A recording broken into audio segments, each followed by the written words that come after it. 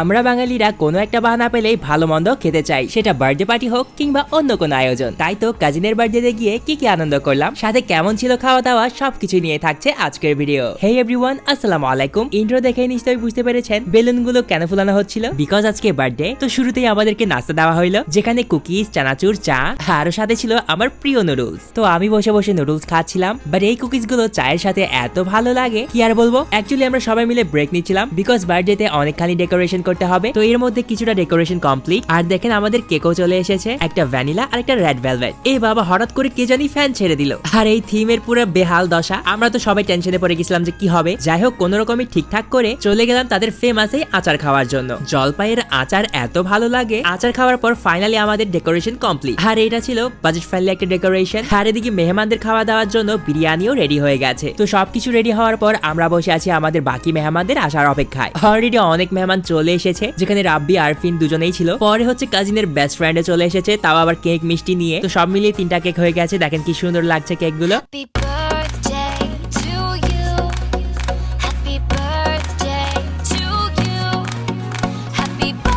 So guys, আপনারা তো দেখলেনই সবাই মিলে আমরা কেক কাটলাম। বার্থডে বয় তার স্বজনদেরকে খাইয়ে দিচ্ছিল, আর ক্যামেরার আড়ালে ছিলাম আমরা সবাই। আর দেখেন নেহা আপু কত ঢং করতেছে, সবাই কেক খাচ্ছে আর আমরা হা করে তাকিয়েছিলাম। তারপর রাব্বিকে কেক খাইয়ে দিল, আর সাথে হচ্ছে আরফিনও কেক খাচ্ছিল। তো এরপর আমাদের সিস্টার্সরা আসছে, যারা কিনা একটু বেশি ঢং করে। কেক খাওয়ার সময়ও ঢঙের কোনো কমতি দেখি না। দেন মুরব্বীরা খাওয়া দাওয়ার পর এখন নেহা আপুর পালা। টিকটক সেলিব্রিটি নেহা আপুর কেক খেতে গিয়ে একেবারে বেহাল অবস্থা, কারণ সে হলো আমাদের বিনোদন কুইন। আর এইদিকে বিনোদন তো চলছেই, মানে ফ্রেন্ডস আর কাজিনরা একসাথে হলে যা হয় আর কি। দেন আমরা রুমে গিয়ে বসে বসে কেক খাচ্ছিলাম সবাই মিলে। তারপর নেহাপু এসে আবার আমাদেরকে মিষ্টিও দিয়ে গেল। ভাইরে ভাই, মিষ্টিগুলো কিন্তু খুবই মজা ছিল। সাদা মিষ্টি যদিও খাই না, বাট গোলাপ জামুন হলে অনেক ভালো লাগে। তো বার্থডে পার্টি বলে কথা, ফকির মিসকিন না খাওয়ালে কি আর হয়। তাই ডজন খানিক মিসকিনকে একসাথে বসিয়ে দিল। সবাই মিলে দেখেন কত দিনের ক্ষুধার্ত, একবেলা ভালো মন্দ খেতে পেরে তারা কেমন খুশি। যদিও খেতে খেতে তারা বলছিল তারা নাকি আম্বানি পরিবারের সদস্য। আর দেখুন মিসকিনদের গুরুমা নেহা আপা তাদেরকে পরিচয় করিয়ে দিচ্ছে আমাদের বিনোদন কুইন। যাই হোক, সবাই মিলে ঠাট্টা মস্করা করতে কিন্তু ভালোই লাগে।